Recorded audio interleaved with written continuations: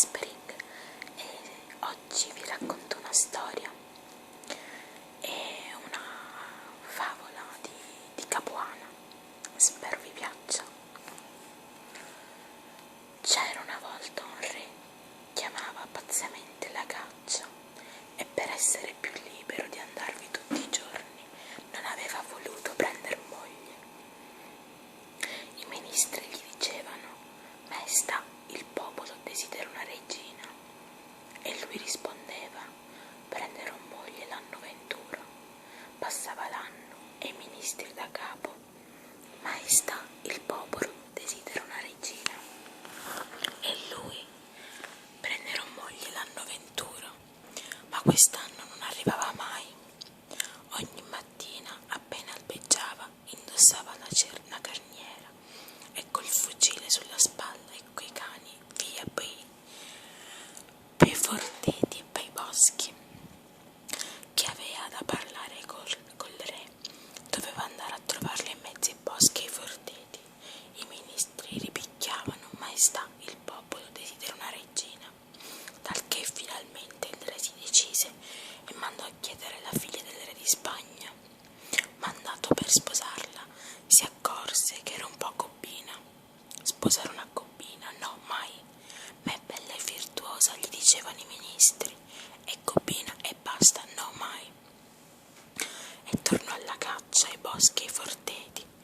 Quella reginotta gobbina aveva per comare una fata. La fata, vedendola piangere per il rifiuto del re, le disse: sta tranquilla, ti sposerà e dovrà venire a pregarti, lascia fare a me. Infatti un giorno il re, andando a caccia, incontrò una donnicciola magra e lampanata che a un soffio l'avrebbe portata via. Maestà, buona caccia. Il re, a quel viso di malaugurio stizzito, fece una mossaccia e non rispose nulla. E per quel giorno non ammazzò neppure uno sgricciolo. Un'altra mattina ecco di nuovo quella donnicciola magra e lampanata che un soffio l'avrebbe portata via. Maestà, buona caccia. Senti, strega, le disse il re, se ti trovo un'altra volta per strada te la farò vedere io. E per quel giorno non ammazzò neppure uno sgricciolo. Ma la mattina dopo eccoti lì quella del malaugurio. Maestà, buona caccia. La buona caccia te la darò io. Il re aveva condotto con sé delle sue guardie e ordinò che quella donna del malaugurio fosse chiusa in una prigione. Da quel giorno in poi, tutte le volte che il re andò a caccia, non poté tirare un sol colpo. La selvaggina era sparita come per incanto dai forteti e dai boschi. Non si trovava un coniglio o una lepre, neppure a pagarli a peso d'oro. Gli accadde anche peggio.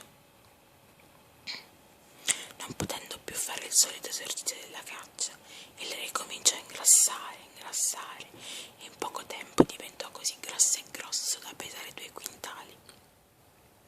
Con quel suo gran pancione che pareva una botte. Quando aveva fatto 2 passi per le stanze del palazzo reale era come se avesse fatto 100 miglia. Soffiava peggio di un mantice, sudava dall'allagare il pavimento e doveva subito riposarsi e mangiare anche qualche cosa di sostanza per rimettersi in forza. Desolato, consultava i migliori dottori. Vorrei dimagrire. I dottori scrivevano ricette sopra ricette.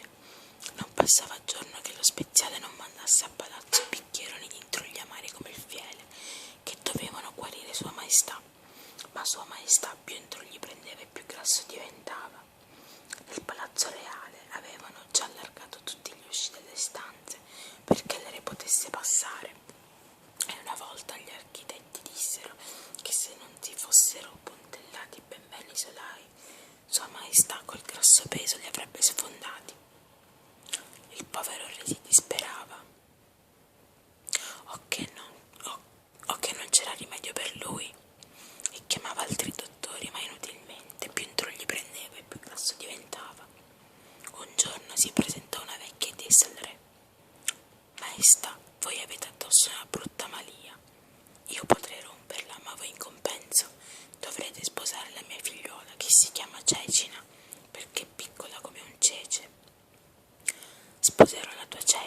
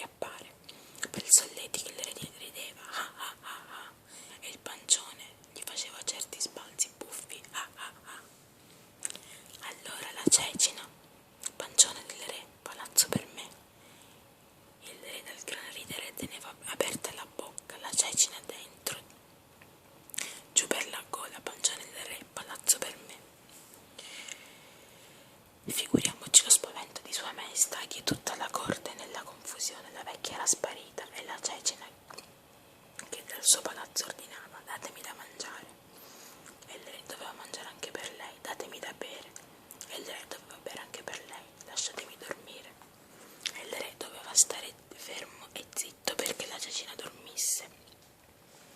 Maestà, disse uno dei ministri, che sia una maglia di quella donna magra allampanata fatta mettere in prigione, facciamola condurre qui. I guardiani aprirono la prigione e la trovarono vuota. Quella donna doveva essere scappata per il buco della serratura. Ed ora che fare? E la Cecina, dal suo palazzo del pancione: datemi da mangiare, datemi da bere. Il popolo intanto mormorava per le tasse, giacché per riempire quel pancione del re ce ne voleva della roba e bisognava pagare. Il re fece un bando: chi gli cavava la Cecina dallo stomaco diventava principe reale e avrebbe avuto quattrini quanti ne voleva. Ma i banditori andarono attorno inutilmente, e come la Cecina cresceva, per quanto poco crescesse, il pancione del re si gonfiava e pareva dovesse scoppiare da un momento all'altro. Il re la pregava: Cecina bella, vieni fuori, ti faccio regina. Maestà, sto bene qui dentro, datemi da mangiare. Cecina bella, vieni fuori, ti faccio regina. Maestà, sto bene qui dentro, datemi da bere. Se non fosse stato il timore della morte, il re si sarebbe spaccato il pancione con le proprie mani, e il popolo che brontolava: re pancione ingoiava tutto, lavorano per re pancione. Come se il re pancione ci avesse avuto il suo piacere. Lo sapeva soltanto lui quello che pativa, con la Cecina dentro che comandava a bacchette e voleva essere obbedita. Finalmente un giorno ricomparve la vecchia. Ah, vecchia scellerata, cavami fuori la tua Cecina o guai a te. Maestà, son venuta apposta coi miei dottori. E i suoi dottori erano due uccellacci più grossi di un tacchino, con un becco lungo, un braccio e forte come l'acciaio. Maestà, disse la vecchia, dovete stendervi a pancia all'aria in mezzo a una pianura. Il re, che era ingrassato da non poter più fare neppure un passo, comandò: ruzzolatemi. E il popolo cominciò a ruzzolarlo come una botte per le scale e per le vie, e dalla fatica sudavano. Arrivati nella pianura, e messo il re a pancia all'aria, uno degli uccellacci gli diede una beccata sul pancione che ne schizzò fuori uno zampillo di vino schietto, tutto il vino che Sua Maestà aveva bevuto in tanti anni. La gente riempiva botti, botticini, caratelli, tini, barili, caschi, boccali, non c'erano vasi che bastassero. Pareva di essere alla vendemmia. Tutti cioncavano e si ubriacavano. Il pancione del re si sgonfiò un poco. Allora l'altro uccellaccio gli diede una beccata ed ecco rigurgitar fuori tutto il ben di Dio mangiato dal re in tanti anni: maccheroni, salsicciotti, polli arrosto, bistecche, pasticcini, frutta, insomma ogni cosa. La gente non sapeva più dove riporli. Tutti mangiarono a crepapancia come fosse il carnevale. E il pancione del re sgonfiò un altro poco. Allora il re disse: Cecina bella, vieni fuori, ti faccio regina. La Cecina affacciò la testa da uno dei buchi e ridendo rispose: eccomi qua. E il re tornò come era prima. Si sposarono, ma il re, con quella cosa in alto una spanna, che era una moglie per chiasso, si credette libero di tornare a divertirsi con la caccia e stava fuori intere settimane. La Cecina piangeva: ah, povera me, son regina senza re. Il re per questo lamentio non la poteva soffrire. Andò da una strega e gli disse: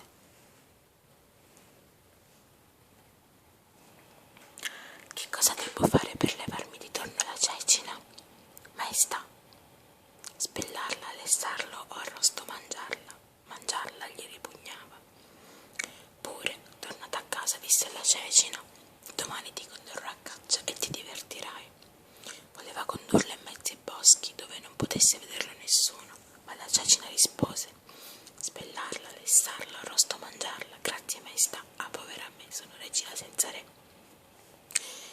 Il re rimase stupito, come lo sapeva? Tornò dalla strega e le raccontò la cosa. Maestà, quando la Cecina sarà addormentata, tagliatele una ciocca di capelli e portatemela qui. Però quella sera la Cecina non aveva voglia di andare a letto. Cecina, vieni a dormire. Più tardi, maestà, per ora non ho sonno. Il re aspettò e si addormentò lui per primo. La mattina svegliato si vide che la Cecina era già levata. Cecina, non hai dormito?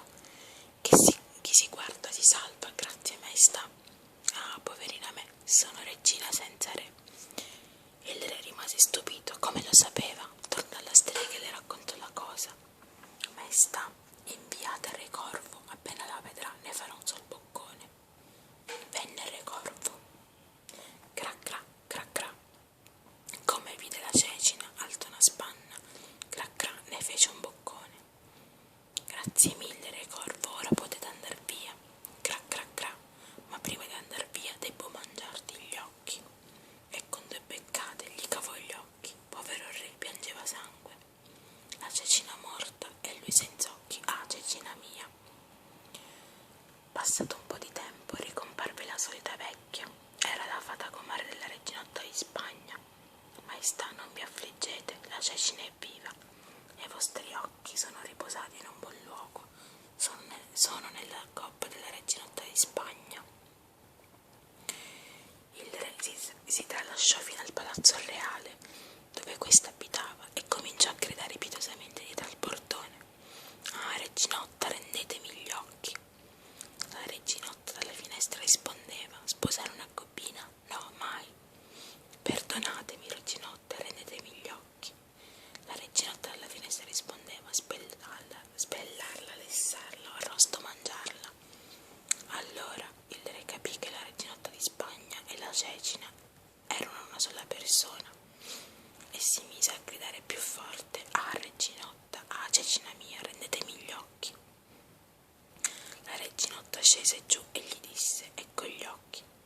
Il re la guardò sbalordito. La reginotta non era più gobba e somigliava precisamente a Cecina, benché fosse di giusta statura. Così fu perdonato e di lì a poco la sposò. Lei per ricordo volle sempre essere chiamata Cecina. Vissero lieti e contenti e a noi si allegano i denti. Spero vi sia piaciuta e vi auguro un buon rilassamento.